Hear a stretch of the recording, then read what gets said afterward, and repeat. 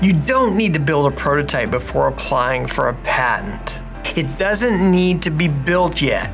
It's enough that you know how to build it or could build it with a little bit of experimentation. Hi, my name is John Farrell. I'm a Silicon Valley patent attorney, and today I want to answer a few questions that have shown up in my comment section and in my inbox. And before we get started, I do want to mention that since there's an attorney-client privilege that gets established when someone calls me directly or DMs me or sends me an email message, I'm going to be changing the names and identities of some of the callers in these messages. So the inventions won't be exactly the same, but the facts will be close enough to let us at least exercise and explore the concepts. So if you see your question and it's not a public question that was put down in the comment section and you think it's about you, it's not. Okay, getting back to the question, do I need to build a prototype? Although it's not required to build a prototype prior to filing a patent application, I do think it's very important to be able to build a prototype of your invention once the patent application is filed. Now, why is this? The reason I think a prototype is important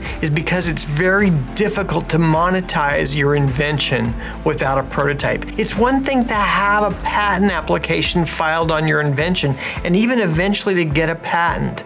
But without a prototype, it's very difficult in many cases to be able to communicate what your invention is, at least in a way that's going to convince others to either invest, license, or purchase your invention. Prototypes are very useful when trying to raise money from investors, explaining and communicating the value of your invention and your product. If you're going to license your product to a manufacturer to have them build it and sell it, having a prototype will go a long way in helping a manufacturer, a licensee, envision what the final product will look like. In most cases, I believe that if you don't have the understanding or the ability to yourself build a prototype, and you don't have the resources alternatively to hire someone to build a prototype for you, then I don't think you're ready to be filing a patent application. Filing a patent application is of no value if you don't have a plan or a way to monetize your product once the patent is granted. And in the moment, if you don't have the expertise or the wherewithal to get a prototype built, then I think it's going to be very difficult to monetize your invention or product. And in this case, before wasting time and money on preparing and don't have a clear pathway forward to getting a return on your patent investment. Now, really quickly, and just a fun fact, in the early days of the patent office would require inventors to build a prototype, to build a model of their invention and submit it along with their patent application. And these models collected in the patent office, super interesting, but you and your partner are entitled to full use of the patent. You jointly own the patent as co-inventors. Now, what this means is that he can do whatever he wants with the patent. He can use the patent, he can sue others on the patent, he can license the patent, sell his share in the patent, and whatever money he receives from his use of the patent is his money, and he does not need to account to you for any funds received. There's no requirement that he share the income derived from the patent with you. And likewise, you can use the patent however you wish, without accounting, without sharing your income based on the patent with your ex-partner. And again, this includes things like licensing the patent, selling your share of the patent, bringing litigation under the patent. Essentially anything that you can do under the patent, you can do without compensation or sharing with your co-inventor. Now, at the risk of taking the answer to this question to a potentially dark place, I think it may be advisable, depending on how the breakup went, for you to consult a patent attorney regarding this patent application. Although this would be very Machiavellian, it would be possible for your co-inventor to amend the patent claims in your patent application to remove any technical contribution that you made to the invention, and thus remove your name from the patent application. If this were to happen, a patent could eventually issue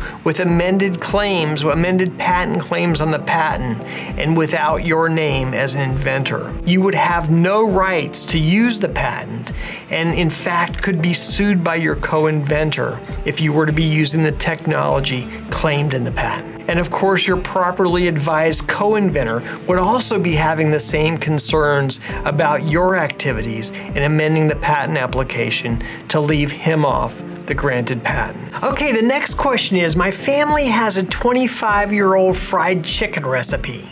Can I get a patent on it? Okay, the threshold question is, were you the inventor of the recipe? Only the true inventor can apply for a patent. So if your grandmother was the inventor of the recipe, she needs to apply for the patent. Only the true inventor can get a patent. Now the rest of the analysis is pretty simple, and we use the same test for all inventions. An invention to be patentable needs to be new, useful, and non-obvious. Okay, let's talk about novelty, newness. In order to be eligible for a patent, an invention cannot have been disclosed more than 1 year from the date of patenting. So in this case, we look back for a year and we think about, what does the disclosure mean with respect to fried chicken? Well, was the chicken ever sold or served in a restaurant? If your grandmother had a restaurant 25 years ago where she was serving up her chicken, then patentability would not be available for this recipe. If she published the recipe in a local town newspaper more than a year ago, the invention, the recipe, would not be patent eligible because it's no longer new.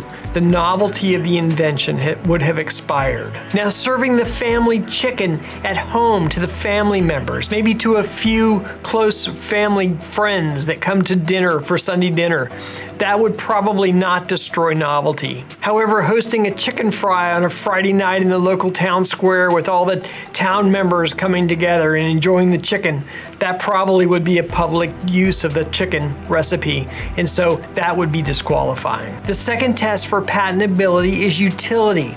Is the recipe useful? Fried chicken just makes life better. Of course it's useful. And then finally, there's the test of non-obviousness. Now, this is the test that trips up most recipes. The question is the combination of ingredients and the process for making the chicken obvious? If the process for frying the chicken and the ingredients in the recipe for making the chicken are obvious, if we would get an expected results, then we probably cannot get a patent. For example, if you're making a batter of cornflakes, eggs, and salt, probably that's not going to be sufficient to get patentability because the mixture of these ingredients produce an expected result. Once we cook these three ingredients together, we can expect what they will taste like. We know in advance, it's obvious what this combination of ingredients will produce. For example, let's say that before frying the chicken, we soak the battered chicken pieces in a bucket of whiskey. Now, it might be that the whiskey imparts a different characteristic to the chicken. For example, it glazes each of the individual cornflakes crumbs and produces this nice, crunchy, sweet coating on the chicken. This whiskey fried cornflake coating just has a different and unique flavor. It has a different mouthfeel than what we would normally expect. It's very possible that this type of recipe would be eligible for patent. An example I presented in an earlier video is that of a chocolate cake shot cocktail. It's a shot of vanilla flavored vodka and a shot of frangelica that are mixed together and served with a slice of lemon. It's unexpected and uncanny how this combination of three different ingredients produces a flavor that's so totally unexpected. In that video, I mentioned that if this cocktail in fact had been new, if it hadn't been known before, it very likely would have been patentable. Okay, those questions took longer than I expected. I'll have to do another video with some more questions. If you have some questions you'd like answers to, put them in the comments section below. If you need help with your patent application or your company's patent strategy, reach out to me at the email address below. I'd love to hear from you. In the meantime, I'll see you at the next video.